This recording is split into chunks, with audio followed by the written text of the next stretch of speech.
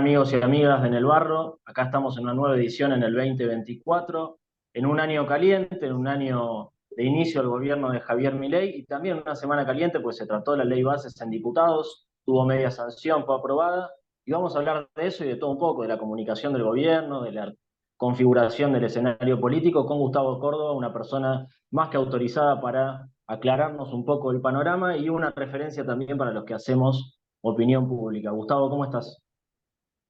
Bien, agradecido, Manu, por esta charla contigo y no sin recordar a tu viejo, ¿no? Un beso allá donde esté. Así que un Gracias, placer para mí, un placer para mí. gracias. Te he entrevistado varias veces, fuiste parte de las ediciones de Mi Viejo en el Barro y bueno, él también te tenía mucho aprecio y mucha estima intelectual sobre todo. Primero te pregunto para arrancar, ¿cómo estás viendo a la sociedad, cómo estás viendo que la sociedad percibe este momento político, económico?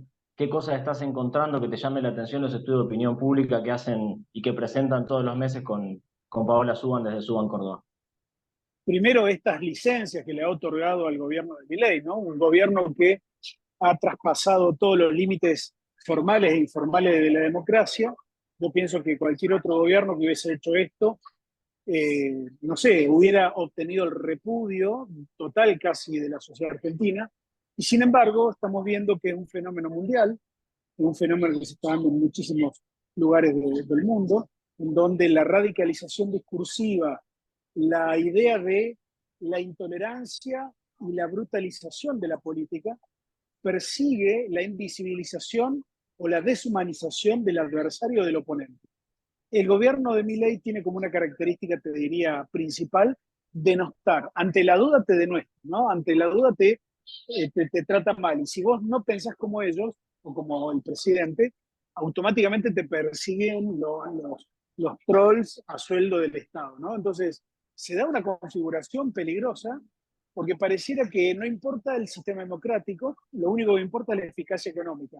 Y en realidad, este gobierno, creo que la sociedad argentina todavía tiene un margen de maniobra o le otorga un margen de maniobra al gobierno, porque creo que hay un clima de opinión, como una especie de clima de época también, en donde hay un profundo sentimiento antiestatal. Pero no es cualquier sentimiento antiestatal, es un sentimiento antiestatal que tiene dos grandes características. La primera es que va dirigido hacia quienes condujeron el Estado Nacional en los últimos dos mandatos. Esto es el macrismo por un lado y eh, Alberto Fernández por el otro, ¿no? Es decir, dos gobiernos, Manu, de signo ideológicamente opuestos que no estuvieron a la altura de la expectativa de la sociedad argentina. El segundo elemento tiene que ver con la pandemia y la salida de la pandemia, esta suerte de estado frazada corta que podemos mostrar estadísticas positivas, pero la realidad es que muchísima gente quedó fuera de la ayuda estatal y quedó un sentimiento, ¿no?, de que el Estado podría haber hecho mucho más de lo que hizo. Entonces, este clima de época, Milei creo que lo aprovecha y lo hace praxis política, y por eso, a pesar de que el 90% de la sociedad argentina nos dice que desde que Milei es presidente está peor en términos económicos, la mitad de ese 90% dice que el esfuerzo vale la pena. Entonces, esa contradicción se explica a mi criterio de esa manera. Bien, o sea, está claro que lo que pasó hasta acá, el recuerdo de los dos últimos gobiernos explica este presente y el triunfo de Milei, obviamente, del que hablaste muchísimo y se encargaron con Paola de tematizar y de explicar. Y la gente se banca, parece, nuevas formas muy agresivas de comunicación desde lugares institucionales que antes no se bancaba.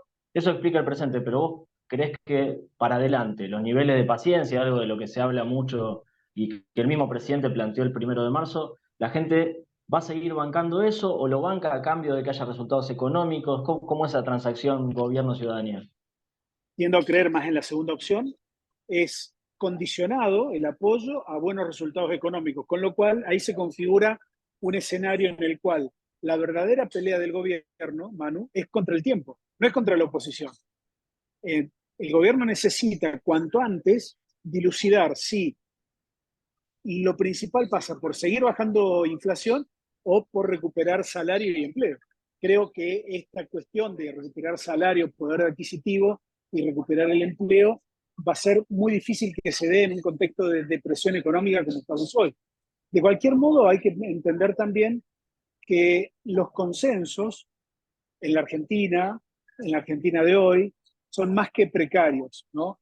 Es decir, vivimos una época en donde la velocidad con la que ocurren las cosas es inusitada. Y no te sorprenda que este apoyo relativo y precario que hoy tiene el presidente Milei en 2 meses no lo tenga, porque creo que a partir de la marcha universitaria quedó muy en claro que hay un límite que fue establecido por la movilización de la gente, un límite en el cual la sociedad argentina le dijo a Milei, mira, la educación pública no es un valor transable para que vos hagas el ajuste. Seguí ajustando en otras áreas, pero en educación pública no, y tampoco, por ejemplo, en salud pública. Ahí creo, un muy lindo mensaje para el gobierno, que sé que fue ese, pero también para la oposición, que creo que es la ecuación que falta, ¿no? En esta cuestión de por qué hay tanto margen de maniobra para el gobierno. Porque hasta la salida de Cristina el otro día, los dirigentes opositores brillaron por su ausencia. Y te diría que la marcha universitaria también deja algo para la oposición, porque fíjate, ¿qué pasaría si pensando en las elecciones el año próximo se agrupan en torno a la consigna defendamos la educación pública y arman coaliciones bien amplias y bien heterogéneas? La verdad que sería una estrategia audaz. No creo que lo hagan, pero me parece que el mensaje de la sociedad argentina fue en esa dirección.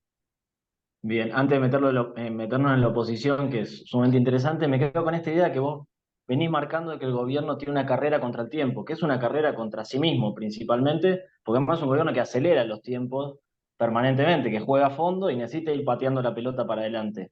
¿Vos cómo lo ves primero el presidente en términos de comunicación? ¿Lo ves cómodo? ¿Lo ves muy preocupado por mostrar resultados? ¿Cómo ves esa dinámica de comunicación desde la figura del presidente principalmente? Hay dos características. Tienen un nivel de iniciativa política, sobre todo a nivel de la comunicación digital, extraordinario, nunca visto en un gobierno. Digo, hay que decir las cosas con justicia, ¿no? Y hay que señalar que me pueda gustar o no los contenidos, el volumen de iniciativa política comunicacional que tiene el gobierno Milei es brutal, inédito. Pero al mismo tiempo lo veo al Milei muy descontrolado, o controlado a veces, porque es como que lo tienen que cuidar demasiado, tiene que ir a lugares muy tranquilos para hacer declaraciones y aún así, eh, digo, comete errores, tira frases que son inconvenientes o políticamente incorrectas, que en un contexto de crisis profunda como la que tenemos hoy y con este margen de maniobra que hablábamos, mucha gente se las deja pasar hoy, pero eso no significa que el clima de opinión cambie bruscamente y eso que hoy a la gente no le importa, el día de mañana puede importarle y de manera muy negativa. Entonces, veo mucho peligro en esa comunicación, que es poco profesional, que veo que es por impulsos, que se maneja sin un criterio de profesionalización, sino con un criterio de persecución política la más de las veces, ¿no? Entonces, ahí veo ciertos límites a esa comunicación. Bien, me llamó la atención a mí, no sé si vos percibiste lo mismo en el tratamiento de la ley bases o durante ese proceso. A mi ley demasiado tranquilo si lo comparamos con el proceso anterior, por lo menos no agraviando tanto a a los parlamentarios. ¿Eso te parece que esa estrategia lo contuvieron? Vos estabas hablando recién, lo tienen que contener con los impulsos, y te lo pregunto en términos periodísticos, lo que te preguntaría a mi viejo, ¿mi ley está loco o se hace? ¿Es estrategia o es el personaje genuino? Puede ser todas las cosas juntas, ¿eh? Yo no descartaría. Y te diría también que es el emergente de un aspecto de la sociedad argentina antipolítica, ¿no? Que se ha empoderado en este último tiempo. Esta ley de base que fue aprobada en diputados me parece que es el fiel reflejo de el triunfo del ala moderada del gobierno, ¿no? De una profunda negociación con los gobernadores, que no sé si le va a salir muy cara al gobierno Milei, ¿no? Porque si uno compara la actitud de ahora con la actitud de la primera oportunidad que tuvieron, que salió mal, ¿no? En la votación, indudablemente algo pasó en el medio y las sospechas están, porque Milei dijo con mucha claridad que los bolsos de guita corrían en el Congreso, que eran unas ratas y todo lo demás, y sorpresivamente ahora salió a favor la votación. Entonces me parece que ahí hay un aspecto un poco opaco que le puede jugar en contra también al gobierno. Ahora, vuelvo a insistir, todo esto es nada si el gobierno logra resultados económicos. Tiene 2 octubres por delante, mano. El octubre de este año y el octubre del año próximo. La inflación ha bajado en términos relativos a costa, digamos, de una profunda recesión y una gran depresión económica. El tema, el dilema más grande es ver si antes del 2 de octubre logra algo de recuperación económica. Ahí está la clave del gobierno, porque si eso no lo consigue, yo creo que la clase media que lo votó no tiene tanto margen de maniobra para esperar al gobierno que produzca resultados positivos. Ahí está la clave. Digo, ¿en cuántos hogares de clase media ya ha llegado la factura de la luz que ha triplicado o cuadruplicado? Las pymes, las pequeñas y medianas empresas en Argentina, que estamos viendo en los medios en estos días, no pueden funcionar porque no pueden pagar la luz, ¿no? En los pequeños comercios. Entonces, cuando llegue la factura del gas y tengamos entre agua, gas y luz en los hogares de clase media gastos de 400 o 500 mil pesos, creo que ahí va a pasar algo, digamos, en términos de algo se va a romper, ¿no? Porque la clase media, eh, yo te diría, más allá que hoy tengan una posición ideológica de no reconocer que se equivocaron al votar a Milei, cuando no tengan para pagar las facturas y tengan que cortar los servicios, ahí me parece que la responsabilidad hacia el gobierno Milei va a ser total. Sí, seguro. Y quizás esa forma de comunicar que hoy parece audaz o que de alguna manera le valoran tener cierta actitud, si cambia el contexto, puede llegar a ser visto como soberbia, como desconexión de la realidad. Para mí hay un grado de improvisación muy grande en la comunicación que, ¿no? A ver, insisto, tiene mucho volumen, ¿no? Ahora, creo que la improvisación se notó, por ejemplo, en cómo se acercaron al fenómeno de la marcha universitaria el otro día. Digo, erraron de acá a la China, porque vos cuando tenés enfrente un problema y cuando tenés que establecer una comunicación frente a ese problema, lo primero que tenés que pensar en cómo van a tomar los afectados lo que vos decís. Siempre tenés que pensar que lo van a tomar peor y no mejor. El gobierno subestimó a la movilización, subestimó a las universidades, subestimó el valor que le da a la sociedad argentina. Vimos varias generaciones de una misma familia en las marchas. Vimos una heterogeneidad y además una enorme cantidad de personas. Yo te diría, mira, yo hace 30 años que estoy en esto y no recuerdo haber visto una movilización tan profunda hacia el interior del país, ¿no? No solamente en Buenos Aires. Y creo que ahí el gobierno subestimó, pero por incapacidad y por improvisación. Contaste con algo que dijiste antes, hablaste de los 2 octubres que tiene por delante el gobierno. El primero, el octubre de este año, de 2024, que va a tener que mostrar resultados económicos, porque es la promesa además que hizo el presidente Milei de la sociedad. Pero el próximo octubre, el del 2025, que se juega una legislativa donde el gobierno se juega mucho, pero también la oposición. El presidente hace poco dijo que ganaba en primera vuelta si había elecciones hoy. ¿Vos cómo lo ves? ¿Cómo ves primero a la Libertad Avanza y cómo ves a una oposición que está buscando recuperar la autoestima y que está bastante fragmentado y disperso? Mirá, los tercios que había hasta la elección presidencial del año pasado ya no existen más. Hay un eje, prudentemente elijo no decirle clivaje porque el clivaje es un poquito más complejo, ¿no? Pero el nuevo eje político que representa una parte de la Argentina es el mileísmo. Milei, su hermana, los perros, los trolls, los aliados de Milei, eh, gran parte del PRO, los votantes del PRO. Esa es una columna importante, ¿no? De cerca de 40, 45 puntos.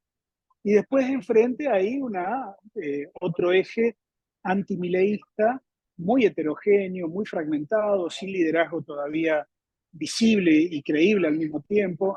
Así que te diría que lo que dice que puede ganar en primera vuelta, y yo te diría que no lo veo tan errado ni tan equivocado, toda vez que están los valores que establece la Constitución para ganar en primera vuelta, ¿no? 40, 45 puntos y quizás con una diferencia de más de 10 puntos respecto al segundo. Respecto a la oposición, decirte lo siguiente, yo veo que no hay todavía incentivos para que trabajen juntos.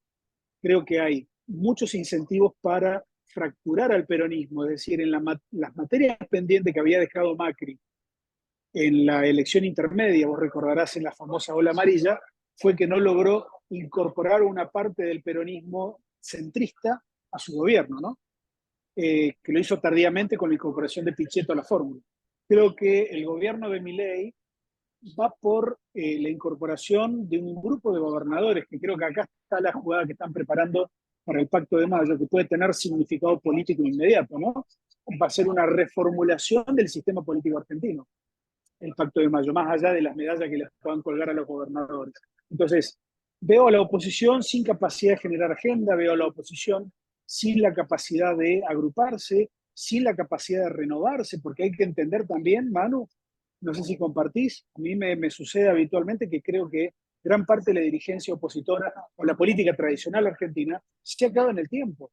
Digo, no entiende los formatos digitales, no entiende el voto de los jóvenes, no entiende qué ha pasado en el mundo, ¿no? Digamos, de buenas a primeras es como que quedaron en una versión analógica o anticuada, mientras que el mundo ha avanzado a una velocidad constante hacia una digitalización cada vez más profunda de nuestra vida, ¿no? Sí, comparto, Gus, y me abrís otra pregunta, quizás en parte lo respondiste, y te lo deben preguntar todo el tiempo. ¿Vos ves que estén surgiendo nuevos liderazgos en la oposición, que alguien esté asomando la cabeza? O en todo caso, si no los ves, ¿qué características tendrían que tener esos nuevos dirigentes para poder representar a un montón de gente que no votó a Milei o que está desconforme con este gobierno? Mira, yo creo que los gobernadores hoy de muchas provincias, sobre todo el interior, eh, hay un semillero importante. Lo que pasa es que implicaría en el peronismo tener una mirada muy moderna, ¿no? Dejar atrás, entender, por ejemplo, que desde que ganó Milei, todo lo que había es parte del pasado, que es muy difícil que vuelva a mirar hacia adelante, ¿no? Una sola vez la Argentina volvió atrás cuando votó a Perón en su tercer mandato.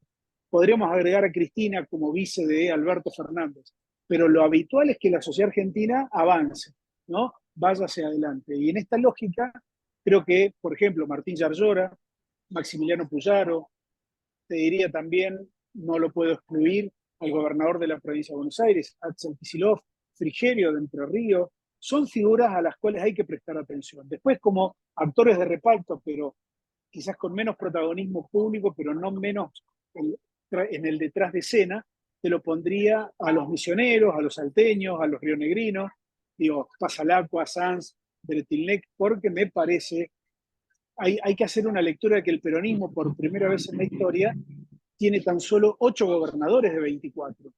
Entonces son muy relevantes los posibles aliados que no son ni peronistas, ni libertarios, ni de Juntos por el Cambio, ¿no? Clarísimo, Gustavo Córdoba, nos ayudaste a poner un poquito de luz en este panorama tan vertiginoso, complejo y a veces opaco para entender los movimientos de la política nacional y de la opinión pública y su respuesta. Gracias, Gustavo, por meter las patas en el barro. Chao, Manu, un abrazo enorme.